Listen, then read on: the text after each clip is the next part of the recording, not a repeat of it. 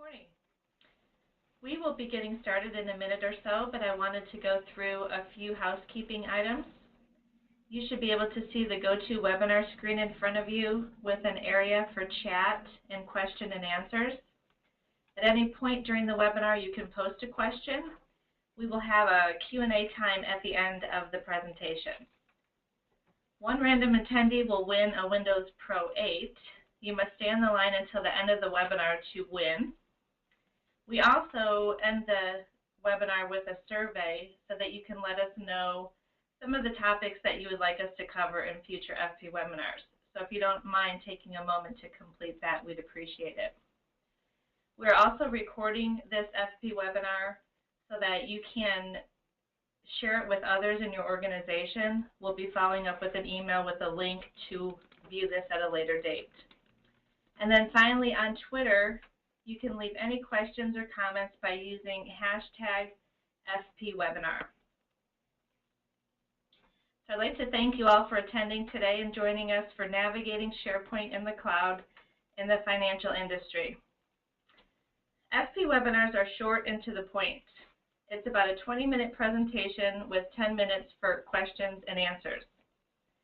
During this webinar, we will cover how SharePoint Analytics differs from Web Analytics, a day in the life of a financial organization, some of the challenges that financial organizations face with SharePoint, end-user adoption and engagement, how to use and understand SharePoint Analytics reporting, and then finally how financial organizations can get the most out of their SharePoint Intranet.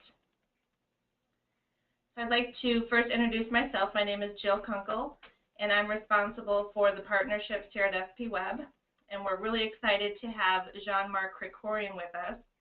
He is the Senior Director of Partner Sales at Webtrends. Webtrends is a software organization that lets you discover new ways to reach customers through measurement, optimization, and social enterprise solutions. We're excited to have them with us because they have a lot of real-world experience in the financial industry, so they're going to be sharing some of the ways that they help customers analyze a lot of their data when using SharePoint. So with that, I'll go ahead and turn it over to JM. Thank you, Jill, and good morning to everybody out there. Appreciate your time this morning to spend with us. Special thanks to Fpweb as well. We've been partnering with them for a while now, and we're really excited to share this information with everybody. So before we get started into some of the meat of it, I just wanted to provide a quick level set on what SharePoint Analytics is, because perhaps some of you are not aware of what it is. So Web Analytics, just by comparison, is really has been around for a little over 20 years, and we invented that space way back in the day. And Web Analytics is basically just a simple concept of capturing user information on typical websites. For example, click-throughs, page views, etc. And a lot of times that information is used for marketing campaigns and for converting leads into sales on the shopping cart. By contrast, though, SharePoint Analytics is a little bit different because in the majority of the cases, SharePoint is used for intranets and extranets, but not necessarily public-facing websites. And so that brings with it a different set of nuances and use case scenarios. And so what SharePoint Analytics really focuses on is how are users using SharePoint inside of an organization or perhaps across organizations from like a B2B type of perspective. And the idea is that obviously the end user in that case is either an employee or a business partner as opposed to a potential customer. So hopefully that explains the comparison between the two. So before we get started into some of the other aspects of it, SharePoint Analytics came about back when SharePoint first started, and Microsoft reached out to Webtrends because of our expertise in analytics in general. And so about 5-6 years ago, we worked together with the Microsoft product teams to actually create the solution for the marketplace. And so we've done this in conjunction with the Microsoft product group and the engineering teams. And the advantage of that is that we are able to stay in lockstep with Microsoft as they continue to advance and enhance SharePoint, whether it's on premises or in the cloud. All right, so a day in the life. So as Jill mentioned, at Webtrends we work with a lot of organizations, including a lot of financial services organizations. And to define what we mean by financial services organizations, Typically, we look at banks, retail banks. We look at insurance companies and the like. So I'm not sure who's exactly on the phone today, but I'm sure that we have a cross section of those. So some of the scenarios and use cases we run into is, for example, employees within an organization looking to capture and retrieve information, for example, on financial agreements such as loan origination documents, maybe trading orders, perhaps claims requests as well. There's also the need for employees in these types of organizations, in your types, to actually have the latest information on government regulations. So, for example, information from FINRA or the SEC, the Federal Reserve, or the things pertaining to SOX. And in addition, and this is not necessarily specific to financial organizations, but it's important in general, is just collaboration across teams. So nobody works in a silo. And so even within an insurance company or let's say a bank, folks within one department need to communicate with another department to complete their tasks for an end customer, as an example, or for any other purpose. In addition to those scenarios, there's a couple others that are important in this day and age. And one is self-service. So, for example, self-service can have a couple different meanings. So, as I mentioned in the aforementioned scenarios and use cases, self-servicing yourself to get to information that is important for your job. So, for example, retrieving a claims form as opposed to picking up the phone and calling everybody in the organization to find out where it might be located. But on the flip side, self-service also means being able to obtain information to help you with your personal aspect of your work environment. So, for example, if you have a 401k, you want to maybe make some additional contributions, or if you want a day off down the road, you want to do that as well. So it's important within a SharePoint environment that an employee is able to stay within that environment to address both their job-related needs as well as more of the personal-related needs, and making sure that that information is easily accessible without picking up the phone and making phone calls or sending out emails. And the reason for that is, in case some of the folks on the phone work tightly with IT and other business units, is that picking up the phone costs a lot for an organization, as opposed to with a couple clicks finding what you're looking for. And so it's very important in organizations like yours and ours that SharePoint is actually very effective in that self-service environment. And last but not least is the whole mobile aspect of the web nowadays. So again, it really depends on a lot of organizations. Even within financial services, we find those organizations that are, let's say, more embracing of the whole BYOD, or bring your own device phenomenon. And they obviously put restrictions in place as far as security and protocols, et cetera, but they do allow their employees to work with smartphones or tablets and the like. And so it's very important that in an environment like that, that SharePoint itself is configured in a way that it enhances and provides a user experience for those types of employees to interact with their intranet. So if you're at home and you want to get access to maybe a claim form because you're on call 24/7 for that particular day, you're able to get that information even if you're at home or on the road on whatever device you want. By the same token, though, there are organizations that don't want to go down that road, and that's perfectly fine as well. So some of the challenges that we see organizations and financial services face are the investment in SharePoint. So as we all, well, I know this, I used to be with Microsoft for a while, but for those of you that may not know, I mean, an investment in SharePoint is a large investment, whether that's an on-premises SharePoint environment or even in the cloud. And so there's a lot of accountability that needs to be had as to, is that investment widely used? And without any sort of analytics, the best you can do is anecdotal evidence, and that doesn't really cut it in this day and age. The other large challenge that we see is all around user adoption and engagement. And let me dive into those two things really quickly. Adoption just basically means, first starting to use a technology, in this case, SharePoint. And usually with any new technology, you'll have the leaders that will want to embrace that technology and work with it, and you'll have others that might be so-called the laggards that kind of hesitate to change. But after that hockey stick approach, a lot of times you'll find that technology use is waning.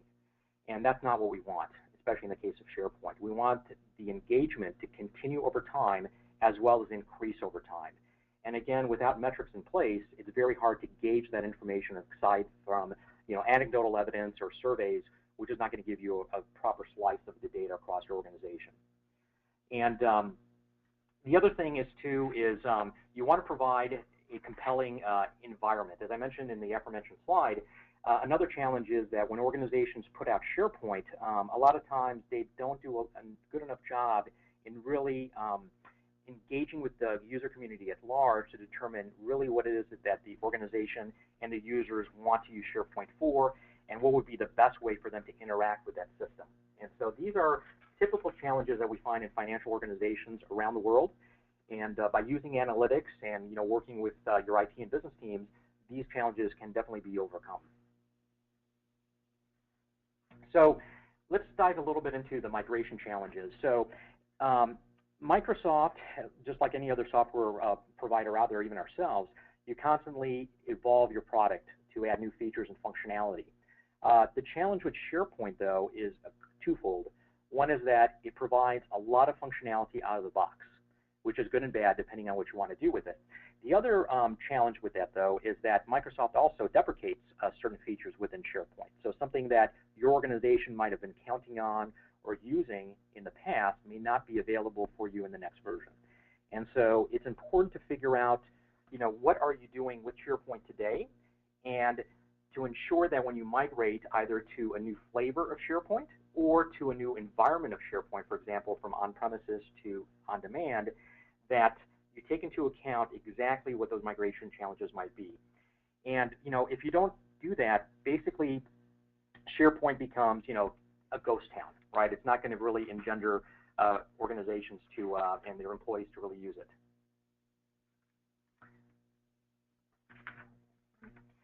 So adoption and engagement. So as I mentioned before in the other slides, adoption is really important for organizations as well as engagement. So if we don't have a proper user experience, if we don't have a proper set of metrics to tie into what's going on with the organization and with the users at that level, the adoption and the engagement is not going to be really in tune with what the users want to do with the environment.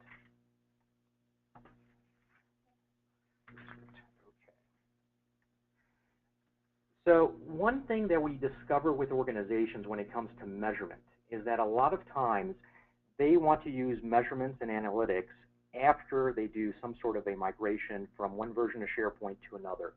Now that might be well and good, but the challenge with that is that there is no way then to figure out what your return on investment could have been had you taken time to actually figure out what the baseline was in your current environment.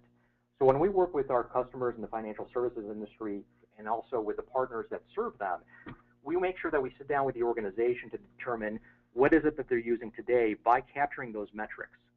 And that'll provide you a nice baseline of exactly what user populations are engaging with SharePoint today. Maybe it's folks within human resources, maybe it's folks within the claims department versus the trading department, things of that nature. But then also, what are they doing with regards to the assets and collateral that are surfaced within SharePoint? So for example, as I mentioned before, the documents that they're trying to obtain, maybe the videos they're looking for. So without having metrics in place beforehand, you really have no way of figuring out what is actually being used. Now, the danger with not knowing what's being used today is that as you make a migration to another version of SharePoint, you're going to be more likely then to copy everything over, even information that really should be archived and that has no relevancy in the current environment. So that does a couple things. One is it increases the time to your migration because you're focusing a lot of your efforts on information and collateral that has really no value. And obviously by doing that, you're incurring a lot more costs. And so we recommend with a lot of our organizations that we work with that, take the time to do that snapshot beforehand and make sure that you align it to the KPIs in your organization to make sure that it's driving those KPIs as well as addressing the business strategies and goals you have for your organization.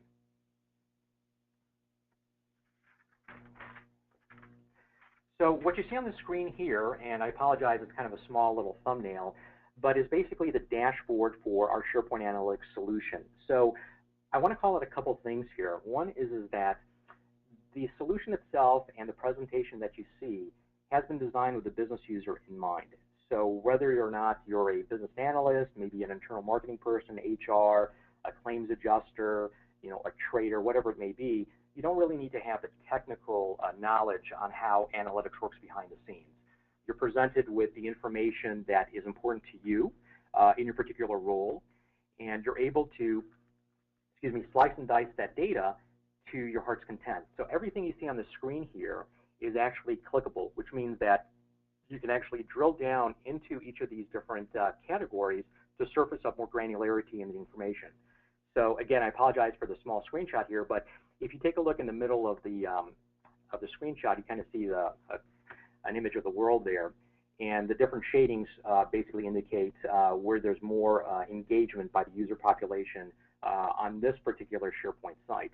And so you can see that the US and it looks like Canada are heavily used. So what you can do at this point is actually just click on those, drill down and figure out, perhaps what cities or states within the US or what provinces within Canada are using it. And maybe there's a discrepancy there. Maybe you find out that there's more people in the Midwest that are using your SharePoint Intranet as opposed to folks on the East and West Coasts. And by looking at that kind of disparity of information, you can determine whether or not, why is that happening? Is it something wrong with your user experience, or is it because that the majority, let's say, going back to the documents, are documents that are more focused on the regionality of the Midwest as opposed to maybe regulations that might happen or be important for the state of California versus the state of New York. And so by looking at that information, you can surface up more data to figure out how to, again, re-enfranchise the employees within your organization to participate and take full advantage of SharePoint and all the assets that you put within it as well. Now, one thing that comes up is, what's out of the box, et cetera. So one of the nice things about our SharePoint Analytics solution, it is completely configurable by your administrator. So not the end users per se, given the rights, but you can configure it any way you want, and you can capture pretty much any information you want within SharePoint that matters to you. And so, those data points would be different across organization and across roles of employees. So there's a little work that has to be done, but the good point is that you can definitely make it specific to a region, a person, a department, et cetera, across your organization. So how does this work? So I'm not going to pretend that I'm technical anymore these days, but for those of you on the phone that might be interested in understanding how this works, let me dive into it just a little bit. So one of the nice things about our solution is that it is a SaaS-based solution, so software as a service, which means that it resides completely in the cloud. We have our own data centers that support this. Now, the advantage of that is twofold. One is that you don't have to do anything to your infrastructure for SharePoint to accommodate SharePoint Analytics. So, for example, if in a lot of cases, a lot of financial organizations, they actually have a SharePoint on-premises environment for data privacy and governance issues. And so in that case, we work equally well with that SharePoint environment. So there's nothing that you have to do as far as adding new servers or hardware or anything like that. The way that it works is you simply put a JavaScript tag in one or more of your pages within SharePoint, and that is the magic that happens. And that SharePoint or that JavaScript tag, depending on how you configure it, is actually pulling information from the various, let's say, what we call web parts on that SharePoint page. It might be a news feed, it might be a document, it might be a video, etc. And it collects the events that are happening for those particular web parts and then assigning them to the user that's actually using that event. And then that information gets pushed up into the cloud. And so the other flip side of the benefit of the SaaS solution that we offer is that as a user of this solution, you can actually access it from anywhere in the world on any device. And again, this goes back to depending on what your corporate policies are regarding mobile usage, but if you so have a policy that allows for BYOD or things of that nature, then when you're on the road or when you're visiting a client or whatever it may be, you can pull up your smartphone or your tablet, etc., and get access at the reports in real time and make decisions that are important for you and your organization, regardless if you're in the office or not. The other thing here is all around data security. And so, again, it's very, very common when we speak with financial organizations as well as government agencies that data security is one of the first questions that's asked of Webtrends in general, not to mention the cloud, because of the concerns about, what's happening with my data, what's it being used for. So a few things that I want to drill into here. One is that first and foremost, the data is the customer's data. So if we're working with Bank ABC, the data that's being collected for your reporting belongs to you. We don't do anything with that data aside from creating the reports that you want to view. We don't commingle that data with any other organization's data. So in other words, we don't create trends across maybe a sub-industry. So for example, let's say that there are 50 banks as part of our customer portfolio. We do not take all that information, put it together, and somehow publicize what a trend might be in the industry for that particular type of sub-industry. So from that perspective, customers appreciate that. Number two is that one thing that we like to kind of pat ourselves on the back is that we've never had a data breach. And so, keeping our fingers crossed that continues to be the case, but we have a strong data security team. And to date, we've never had any sort of a breach into any of our data centers. And so we feel very confident about that. And then the other thing, too, is that we do not store any PII information. Should you choose to even further restrict that, there are mechanisms within SharePoint Analytics for organizations to hash that information so that nobody can see it aside from somebody particular within your organization. And so now I want to spend the next couple slides here kind of going over a case study. I can't unfortunately mention the name of this organization, but basically to try to take it full circle here to show how SharePoint Analytics has helped this financial organization addressing some of the challenges that we spoke about earlier in the call today. And so for this particular financial organization, 25,000 plus employees spread around the world, so a multinational, which is very common in this industry. So they ran into a few challenges. First and foremost for them was just a user experience. They were running not the current version of SharePoint at the time, they were running an older version, and the user experience was not engendering of the folks that were part of this organization, whether it was in the U.S. or they were in Asia Pacific. And then on that latter point, they had a lot of employees that were in APAC, and those folks were not having any good experience with SharePoint, unfortunately. And I'll get into why that was the case in a moment. And then the last piece here is around search. So if you really think about SharePoint in general, one of the biggest features and benefits of SharePoint is the ability to search across your environment within SharePoint and outside of SharePoint to find information. Maybe it's a document you're looking for. For example, we spoke about claims forms and things of that nature. Maybe you're looking for a policy document from, let's say, the SEC. Maybe you're looking for a video, etc. And so it's important to have a robust search experience. Unfortunately, in this case, that was not the situation. And let me drill down into some of these here. So looking at the first one here, multilingual support. So what they found was that, and mind you, without analytics, there would be no way of really getting at the root of the problem, nor at the intensity of the problem, meaning how many folks within the population are being affected by this, aside from maybe some emails to tech support, etc. So in this case, they found out that pretty much all the users in Asia Pacific, when they were accessing the website for whatever matter, just maybe going to their own personal homepage, that a lot of the information was not multilingual, which is kind of shocking when you think about it, considering this is a multinational organization. And as a result, a user in Asia Pac, once they went to the internet to look for something, they quickly just went away, because within a few, 5 seconds or so, they figured out, well, everything here is in English. I don't speak it, so I'm going to basically try to find that information in a different fashion. And this gets back again to the internal cost. So in this case, these individuals then would reach out to maybe directors or leaders of other organizations, maybe make a phone call to the U.S., maybe make a phone call to somebody else in Asia Pac to try to figure out where they could procure that information they were looking for. And so basically a lot of time and a lot of internal costs increased because of the lack of multilingual support. Third down is back to the search mechanism. So they had no idea what search keywords to use in their particular organization. The keywords that they had in place were not effective. And so with SharePoint Analytics, once it's in place, you can actually capture the keywords that users are commonly searching against. And so by putting SharePoint Analytics in place before the migration, this organization was able to capture now a huge dictionary of keywords. So, for example, claims, trading, things of that nature. And they found out that those keywords that the majority of the population within the organization were not even in the data dictionary for their search engine. And so that provided them, obviously, not good to be in that position to begin with, but the good thing is that now they had a nice taxonomy that they could go back and retag documents and videos and other types of assets to those keywords.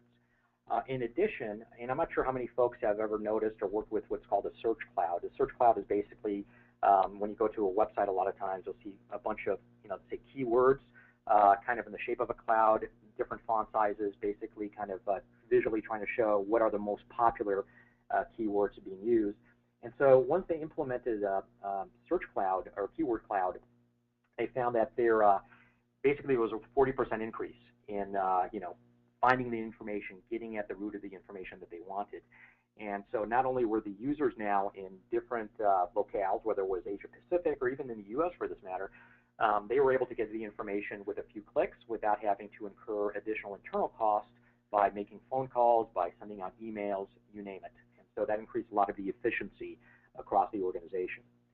The last couple points were really interesting as well. So in this particular organization, and I'd be curious if any folks here on the phone do the same thing, but the executive committee, the CXOs, et cetera, they would put out videos from time to time to push out important information about the industry, maybe things around new regulations, maybe things about the competition, but important information that they wanted to push out to make sure that the employees were internalizing that information and acting upon it.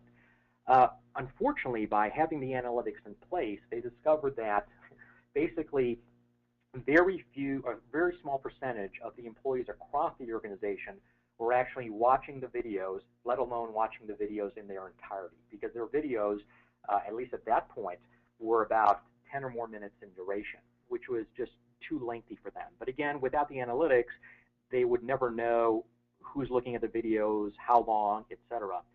And the concern about that from a risk posture is that if the leaders in the organization are pushing out video content in this particular case, or a document on, let's say, a new regulatory change, the idea is that you want all your employees now to be trained to support that new regulation, et cetera. And if not, there could potentially be fines against that. And so by discovering that, in this case, the videos are not being watched in their entirety, now the customer or the organization left itself open to risk, whether it was a fine by a regulatory agency, because an individual did not watch a video and hence did not do the proper due diligence in exacting some sort of a transaction with an end customer. And so what they discovered in this particular case, by doing the analytics commensurate with some internal use case scenarios, is that they figured out that the optimal time for a video should be 2 minutes or less. And so that's what they did. They basically went in there and started trimming the videos, maybe into multiple chunks, or making sure that the salient information was within a 2-minute window within a video. And so by doing so, they increased the viewership by 75%, which is quite impressive. Now the question comes up, what happens to the other 25%? So, and the reason I mention that is because we should never look at SharePoint or any type of mission-critical type of platform within an organization to be at a steady state. So they did a great job by increasing the viewership by 75%, but there's still 25% of the organization that still needs to be enfranchised. And so as you continue to use analytics within your organizations for SharePoint, you can continue to monitor what's going on, because maybe you find out in a year from now that 2 minutes is even too long. Maybe it's got to be 1 minute, or maybe the behavior now is completely different, where people just, for whatever reason, do not want to watch videos anymore. They would rather consume it through an FAQ. And so you can do that kind of correlation with analytics concretely to then change what assets and information you're pushing out to the population to make it more in line with the user behavior that your user population is now expecting when they come into the four walls of your organization. And so that's important stuff to consider as you take a look at analytics and how you want to adopt and how you want to basically evolve SharePoint. And again, having analytics throughout the entire life cycle, which obviously is pervasive and never ends with platforms in general, that gives you concrete information and analytics to make proper and concrete business decisions moving forward. And I believe that is it. So I want to thank you very much for listening to me here. And I will turn it over to Jill to see if we have any questions that have popped up that we'd be more than happy to answer for you. Great, thanks, JM. Okay, we've got two questions here in the panel. Number one is, that dashboard looks really cool. Does everyone have access to it? Right, thank you, Jill. So it depends, right? So basically when you install SharePoint Analytics, you work with the organization, the IT, the business decision makers, et cetera, within that company, and you determine who within your organization should have access to the dashboard to begin with, but then also what information can they surface through the dashboard. So perhaps you want somebody in HR to be able to take a look at salary information, right? So you can surface that kind of information, et cetera, but you don't want an employee to take a look at everybody else's salary information, only their own. So all that kind of security trimming, that, as we call it, is very granular and allows an organization, healthcare, financial services, claims, whatever, to basically restrict access to the pertinent data to make sure that nothing is compromised. Sure, that makes sense. Okay, the second question, can you export the analytics data? Yes. So and I neglected to cover that. So there's two ways of doing so. One way to export the data within SharePoint Analytics is to export it as a CSV, or a comma-separated file, which is a file that can be used by spreadsheets like Excel. And so when you do it in that fashion, what you get is really a snapshot of the data. So it's not live, it's just a snapshot of that particular point in time. You can bring the CSV into Excel and do your magic, pivot table, filtering, things of that nature. The other piece, though, which is very interesting, is that we can actually export the data using REST APIs. And for those of you that are not aware, basically what it is a live link between the data and another consumer. So in this case, we'll call it Excel. So basically what it does is it exports a URL for that data. You import that into Excel, and now what you have in Excel is actually a live feed of the data as it changes over time, in this case for SharePoint Analytics. So you can do the same magic you did on the with the CSV file, but in this case you're actually working with live data. So which is good. So we have organizations that use they use both, really depending on what they want to do. So for example, if it's static data, you may want to do maybe a weekly or a monthly report. So you export the data with as a CSV from SharePoint Analytics. You put it into Excel, and maybe you already have some templates and coloring and things of that nature. And now you have a nice way of formatting that report based on your weekly or whatever frequency it is. But if you're trying to maybe uncover maybe an issue or trying to follow a trend of what's going on, maybe like, for example, all of us, I believe, are all going through open enrollment at this point in time in this calendar year. So maybe you want to find out, well, what's going on with open enrollment across the different departments. So in that case, you can either use the dashboard or you can use a REST API to import that data into Excel, maybe because you already have a template there, and kind of watch what's going on. Maybe you're finding out that for whatever reason, folks within the claims department are not using the open enrollment website, let alone the documents that are provided. And so potentially there's an issue there. Maybe they're not aware that open enrollment is in place, or maybe there's something wrong with that particular part of the website as related to the claims employees. And so now you can figure out, what is the potential issue and how do you remediate that. Okay, great. Well, that will wrap up the Fpwebinar for today. We don't have any more Q&A, but I did want to go ahead and announce the winner. Our random winner to get a copy of Windows 8 Pro will be Carol Mack. So Carol, we will be following up with you after this webinar. And then I wanted to remind you to fill out the survey as you exit to help us with ideas of future Fpwebinars. And then finally, I'd really like to thank you for attending, as well as JM for sharing the information around analytics in the financial industry. And I hope you all have a great day. Thank you.